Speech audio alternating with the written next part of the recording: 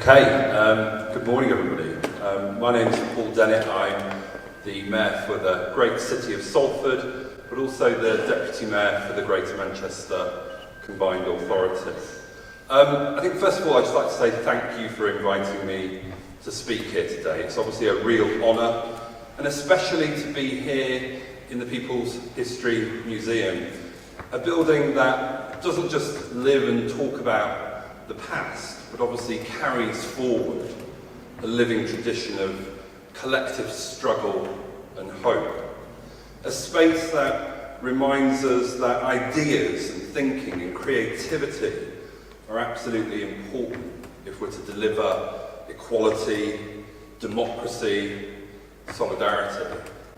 And these weren't just given to us. I think we all know our history. They were fought for, they were organised for, and importantly, they were imagined into being. So, and that's what I think today is about. It's actually about imagination.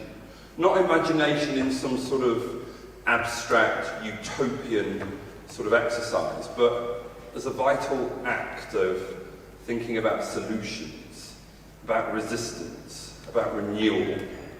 Because in the face of crisis, imagination and creativity becomes a sociological and political act. The future for me isn't just something we drift towards, it's something we create. And that speaks to the importance of agency, of purpose, of meaning, of organisations, of how we relate to one another as human beings. And let's be clear, we are in a moment that desperately demands new thinking and deep imagination. Certainly across our city region and also within our public services, we are navigating a storm and have been for many years. Stretched resources, as I'm sure you all know, have become the norm. Years of austerity, and even prior to austerity, the infatuation with new public management and this notion of the market being the best vehicle to deliver public services hollowed out the state, turning many of our councils into commissioning entities. Then along came the pandemic, then came the cost of living crisis, inflation, energy insecurity, and we now find ourselves in a fairly chaotic, toxic world. And now, for many of the essentials that people rely on, a secure home, dignified work, access to care, all feel so much harder to actually access and reach. But our people here in Greater Manchester, and actually across the world probably, haven't stopped dreaming and haven't stopped being nostalgic about history, certainly the good parts of history. So the Greater Manchester Independent Inequalities Commission captured it really well for us here in Greater Manchester. And they told us that residents want a good job, a warm, safe home, affordable transport, digital access, green space, clean air, safe streets, the chance to stay well, the chance to learn, and the chance to grow. These, for me, are the basics of a decent, dignified life. And the fact that they feel so out of reach for so many people is not just a policy failure, but it's also a moral failure. The old models of extractive, short-term, profit-first approaches to economics and public services are no longer fit for purpose. They actually never were. And we can't actually tinker around the edges of a system that fundamentally concentrates wealth, fragments power, and treats social value and social impact almost as a nice-to-do, an add-on, or even worse, an afterthought. We need a different kind of economy, one built on cooperation, inclusion, care, one that values the relationships between fellow human beings, one that generates wealth and shares power, one that starts and stays with people and place. And that's why, here in Greater Manchester, we're working to build a fairer, greener and more prosperous city region. And we believe that the social economy must be essential to that mission. And I say social economy because I distinguish it from the big society. So why? Because social economy organisations, be they cooperatives, social enterprises, mutuals, community businesses, they're fundamentally designed not to extract value, but to create it and embed it. And importantly, the whole notion of social and economy challenges the absolute dominance of positivism, which, as we know, reduces everything to numbers, to statistics, to balance sheets, and to econometrics. They create decent jobs. They keep wealth circulating locally. They involve people in decision-making that affect their lives. And they're inherently generative. Ultimately, the social economy and the organisations within the social economy are redefining what we mean by value. They can be democratic. They also offer us a glimpse of a better way to live and to work. And in my city, the city of Salford, this belief is not just theoretical, it's practical, it's political, it's urgent. Over the past 3 years, we've been proud to be part of the Economies for Health Lives programme, funded by the Health Foundation. And the premise is simple. What if we treat economic development as a public health intervention? The shift in perspective fundamentally changes everything. It draws our attention to the problem with language and how often meaning can exist independent of language use. And it challenges the idea that health is something the NHS can solve alone.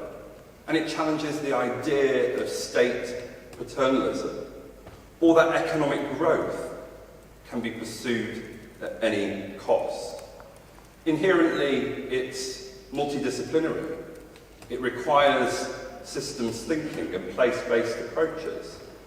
And it also forces us to think beyond organisational boundaries, thinking about partnership ecosystem. And importantly, for myself and people who work in the public sector, it also has implications for the role of the state in terms of the relationship it has both with the social economy, but also how the state plays a fundamental role at all levels to facilitate the growth and the development of that economy. Ultimately, it insists on joined-up thinking, because inequality is not just bad for society, it's bad for health. Poverty is not just a social issue, it's a structural one. And if left unchallenged, it can destroy, as we all know, people's lives. Throughout the programme in Salford, we've established something called the Salford Local Anchors Network. And this brings together 9 of the city's largest institutions, including the City Council, the NHS, universities, housing providers, and other anchor institutions. And what we've done is asked, how can we use our collective economic footprint to build a fairer local economy? And we've started with the empiricism. We've mapped £10 million in spending that we think could be redirected locally to socially driven suppliers. That's real purchasing power, now being used to back and develop local businesses, social enterprises and cooperatives, and support inclusive, sustainable economic growth. But more than this work is challenging culture. It's breaking down silos, be they organisational silos, service silos, professional silos, and our economic development teams now meet regularly with public health colleagues to co-create plans and align their priorities. The Health and Wellbeing Board now sees the economic strategy fundamentally as part of its remit, not something that exists in another area of the Council. And we are seeing a shift towards prevention, not just in the rhetoric, but also in terms of how we allocate resources. And importantly, our young people have been involved throughout. Something really important to the City of Salford, committed to being a child-friendly city within the next mayoral term. And these young residents identify key sectors of new social businesses where they think we could make a difference, like food systems, or even things like pest control. And they're now working alongside those anchor institutions to co-design enterprises that respond to real need and offer meaningful livelihoods and work for people. So for me, this is not an abstract exercise about innovation. It's a living example of what can happen when you invest in local people's wisdom and you actually give them power. Not just voice, but real ownership. It's in the spirit of Rochdale and the cooperative pioneers. It's the tradition of the clarion clubs, the friendly societies, the municipal socialism that gave us public libraries, baths and buses. These were not the products of market forces. They were expressions of the democratic will. And if we're serious about reimagining the future of public services, we absolutely must draw on that legacy. We must also be bold about finance. For too long, access to capital has been a barrier for social and cooperative organisations. And that's why we're championing models of impact-led finance. We've seen it work in Greater Manchester through the Housing First programme, where social investors have backed trauma-informed, person-centred responses to the homelessness crisis. And we've seen it again recently launched in the Thriving Investments £200 million fund, a bold new venture delivering homes for key workers in the communities that they serve. This finance is aligned with values, investment that delivers social return, not just dividend returns for shareholders. And it's part of a much wider shift we need to make from seeing public services as cost centres to recognising them as engines of value. And at a national level also, we need reform. We need procurement rules that prioritise social value. We've been talking about this for years. We need funding streams that support long-term resilience, not short-term firefighting, or what I call initiative-itis on the part of central government. We need a levelling up agenda that moves beyond the shiny projects to deep systemic change. And in Salford, we're committed to building what we call a well-being economy, an economy that prioritises prevention over crisis, inclusion over exclusion, sustainability over speed, and local ownership over distant and often remote control. So that means continuing to invest in social innovation. It means using public procurement to back community wealth. It means supporting the next generation of cooperatives, of mutuals, of social enterprises to grow and to thrive. And it means embedding these approaches into our core systems, into our bureaucracy, so that they're not the exception, but the rule. Because the social economy shouldn't have to prove itself again and again. It already has, many, many times. The question now, though, and the challenge really, is how do we scale this up? How do we work together to create something that's greater than the sum of the parts? How do we embed it? How do we ensure that the next generation of public services are built with and owned by the people they exist to serve? And this is also about public and democratic ownership. And as I've already said, the relationship between the state at all levels and the social economy we seek to build. That's the challenge ultimately before us. And if we meet it, I think the prize is phenomenal.